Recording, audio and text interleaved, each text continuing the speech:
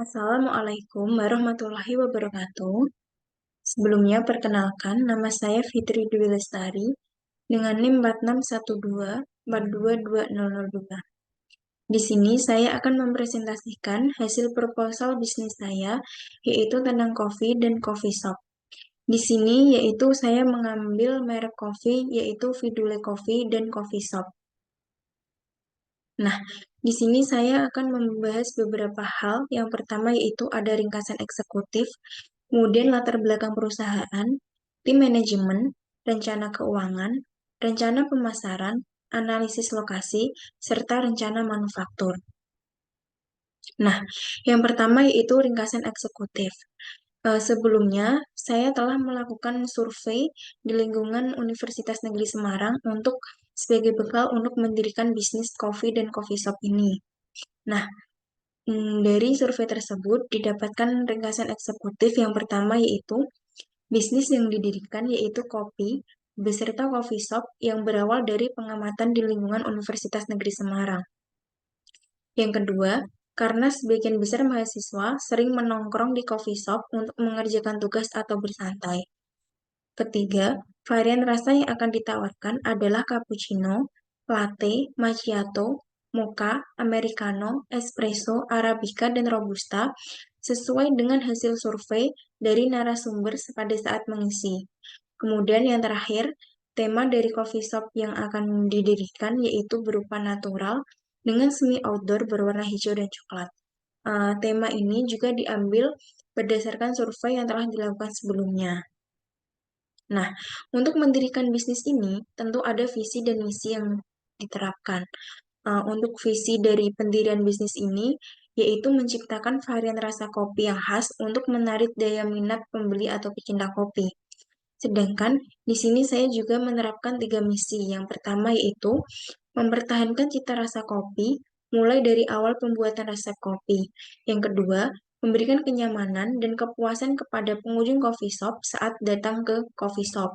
Kemudian yang ketiga yaitu memberikan sajian kopi yang menarik kepada pembeli. Nah, dalam pendirian bisnis kopi dan coffee shop ini juga tentunya terdapat latar belakang perusahaan. Beberapa latar belakang yaitu yang pertama, tingginya pecinta kopi di kalangan mahasiswa menjadi latar belakang saya untuk mendirikan bisnis kopi dan coffee shop ini.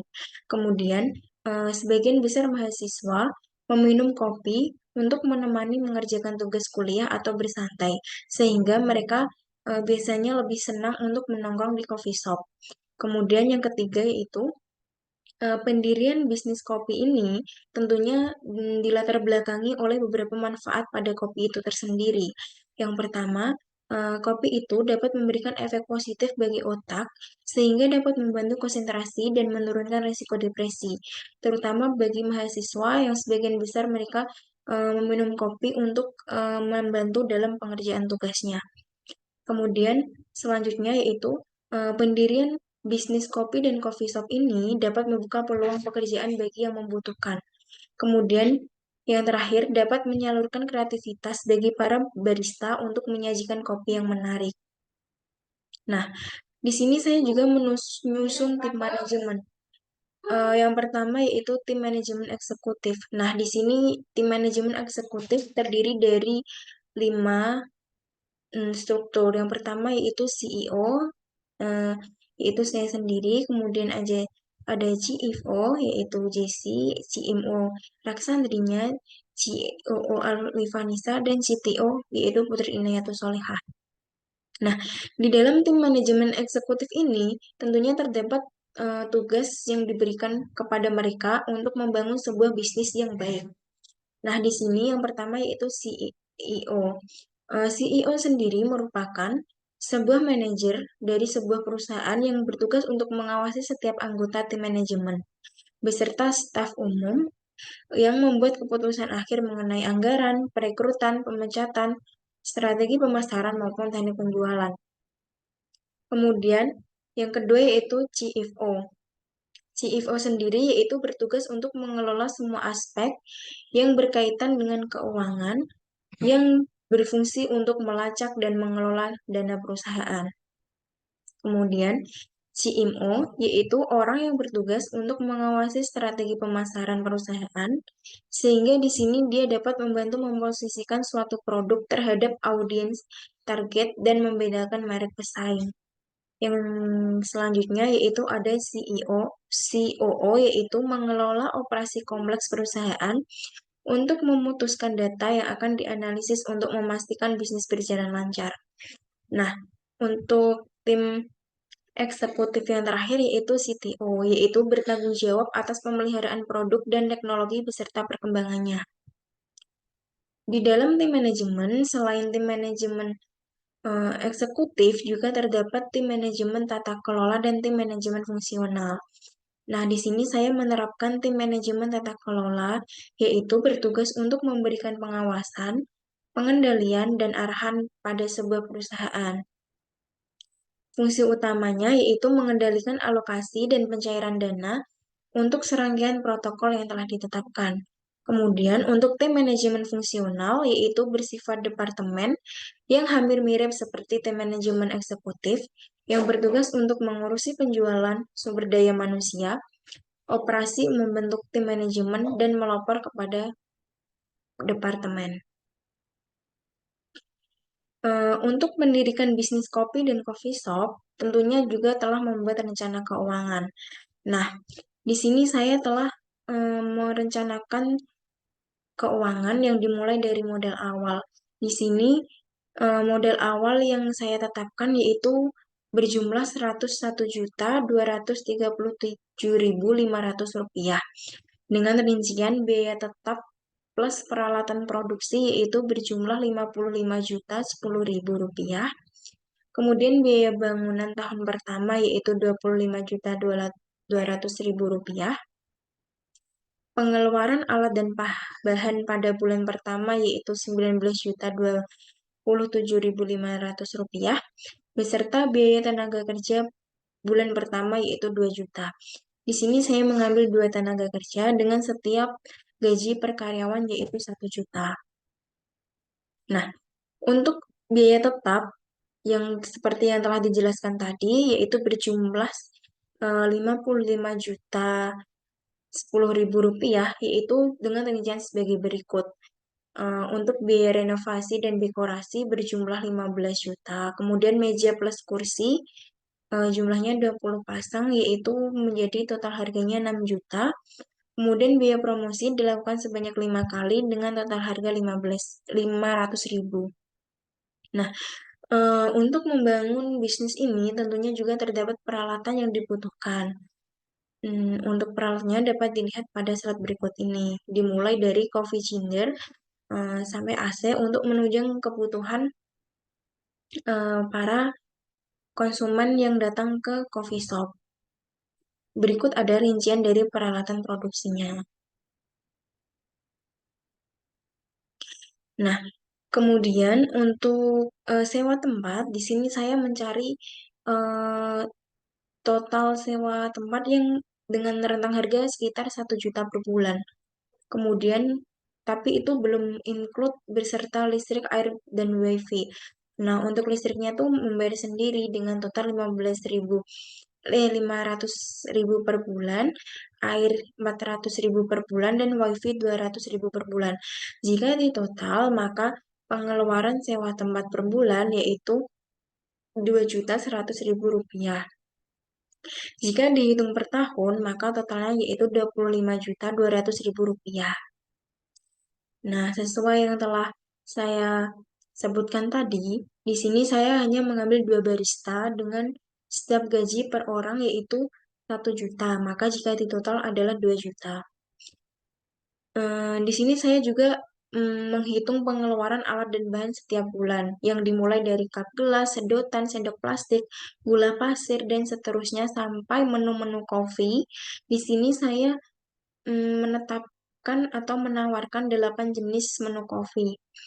Nah, dari total pengeluaran alat dan bahan tersebut setiap bulannya yaitu mengeluarkan dana sebesar Rp19.027.500. Jika diakumulasikan dalam 1 tahun, maka totalnya yaitu Rp228.330.000. Dan di sini tentunya saya juga telah membuat perhitungan perkiraan perkiraan penghasilan per bulan. Dari setiap menu, menu cappuccino di sini saya menjual dengan harga 18.000 per cup, latte 16.000 per cup, macchiato 20.000 per cup, kemudian mocha 17.000 per cup, americano 16.000 per cup, espresso 16.000 per cup, arabica 18.000 per cup, robusta 19.000 per cup. Nah, di sini saya memperkirakan penghasilan yaitu setiap harinya 50 cup gelas dengan berarti jika di total dalam satu bulan yaitu totalnya yaitu 1.500 gelas. Nah, di sini didapatkan total penghasilan per bulan yaitu 16.026.380.000 rupiah. Jika dalam satu tahun yaitu 316.560.000 rupiah. Berikut adalah menu-menu maksud saya resep varian kopi per cup gelas, yaitu di sini saya menyamakan untuk varian kopinya itu takarannya 15 gram, kemudian gula pasir 10 gram, kemudian susu full cream yaitu 200 ml, air 300 ml, es batu secukupnya. Nah, di sini terdapat perhitungan tadi pengeluaran per bulan yaitu berjumlah 23.127.500. Jika dihitung pendapatan bersih per bulan, maka rumusnya yaitu perkiraan pendapatan per bulan dikurangi pengeluaran per bulan. Tadi kan sudah disebutkan bahwa perkiraan pendapatan per bulan yaitu 26.380.000 dikurangi pengeluaran per bulan yaitu sebanyak 23.127.500. Di sini dihasilkan pendapatan bersih per bulan yaitu 3.252.500 rupiah. Jika dihitung dalam per tahun, maka tinggal dikali 12 yaitu mendapatkan hasil sebanyak 39.030.000 rupiah. Nah, di sini bisa balik modal dalam kurun waktu 30 bulan dengan perhitungan modal awal dibagi pendapatan bersih per bulan, yaitu 101.237.500 rupiah dibagi 3.252.500. Nah, di sini hasilnya yaitu 30 bulan baru bisa balik modal. Selanjutnya yaitu saya menerapkan rencana pemasaran. Di sini rencana pemasaran yang saya terapkan ada beberapa strategi. Yang pertama yaitu ada strategi produk. Dalam strategi produk tersendiri, yang pertama yaitu barista harus bisa menyajikan kopi semenarik mungkin supaya memiliki ciri khas tersendiri dari kopi-kopi yang lainnya. Kemudian, produk yang ditawarkan akan dikemas pada cup plastik agar lebih praktis dan mudah dibawa oleh para konsumen. Kemudian, strategi yang kedua yaitu strategi harga. Nah, harga minuman kopi di sini maksud saya yaitu mulai dari 16.000 sampai 20.000. Di sini terdapat sedikit tipe ya. Untuk keuntungan yang diambil yaitu sekitar 6.000 setiap cup. Nah, untuk strategi promosi tersendiri, di sini saya menggunakan dua jenis promosi. Yang pertama yaitu promosi offline dan promosi online. Untuk promosi offline dilakukan secara langsung dengan menyebarkan brosur. Kemudian untuk promosi online dilakukan melalui via media sosial seperti Instagram, TikTok, dan WhatsApp. Kemudian pada minggu pertama, bagi pembelian di atas 50.000 maka akan dapat gratis satu cup kopi cappuccino. Dan di sini saya menerapkan target pasar yaitu ditujukan kepada mahasiswa, para penikmat kopi, dan masyarakat umum. Nah, di sini ada yang terakhir yaitu analisis lokasi. Rencana analisis lokasi coffee shop yaitu di Semarang, yaitu di wilayah Universitas Negeri Semarang. Alasannya karena lokasi yang strategis, terdapat banyak mahasiswa yang datang ke coffee shop untuk mengerjakan tugas atau bersantai. Dan kemudian di sini saya juga berhasil melakukan survei di daerah tempat tinggal saya, yaitu di Pati. Hal tersebut dikarenakan terdapat banyak orang yang sebagai penikmat kopi dan masyarakat umum yang suka menongkrong di coffee shop. Kemudian yang terakhir yaitu terdapat rencana manufaktur. Di dalam rencana manufaktur sendiri, di sini saya menerapkan beberapa poin. Yang pertama yaitu dari perencanaan produksi dari kopi itu tersendiri. Yang pertama, dalam pembelian bubuk kopi, di sini saya membeli di agen-agen kopi atau di online shop. Kemudian konsep dari coffee shop yaitu semi outdoor dengan warna hijau dan coklat dan membutuhkan 2 orang barista. Perkiraan penjualan yaitu 50 cup per hari dengan menu andalan yaitu cappuccino. Untuk jam operasional sendiri yaitu dibuka pada pukul 17.00 WIB sampai 23.00 WIB. Ini adalah beberapa menu varian kopi. Yang pertama yaitu cappuccino dengan harga 18.000 per cup, latte 16.000 per cup, macchiato 20.000 per cup, mocha 17.000 per cup, americano 16.000 per cup, espresso 16.000 per cup, arabica 18.000 per cup, dan robusta yaitu 19.000 per cup. Nah, di sini saya juga menerapkan pemeliharaan di rencana manufaktur. Pemeliharaan tersebut yang pertama yaitu mempertahankan cita rasa kopi mulai dari awal proses pendirian dari kopi dan coffee shop itu tersendiri. Kemudian melakukan pengecekan setiap bulan, melakukan pengembangan seperti renovasi tempat, dan adanya pemasangan WiFi dan penambahan jaringan supaya pengunjung bisa lebih tertarik datang ke coffee shop yang kami dirikan. Di sini saya juga menerapkan analisis SWOT. Yang pertama yaitu ada strength, yaitu kekuatan. Nah, bisnis kopi yang saya dirikan ini ada kekuatan yang menonjol yaitu ciri khas dari kopi itu dari sajian kopi beserta resep kopinya. Selain itu, konsep dari coffee shop yaitu dibuat semi outdoor untuk memberi kenyamanan pengunjung sesuai yang telah diinginkan berdasarkan hasil analisis survei yang telah dilakukan pada tahap awal. Kemudian yang kedua itu ada weaknesses atau kelemahan.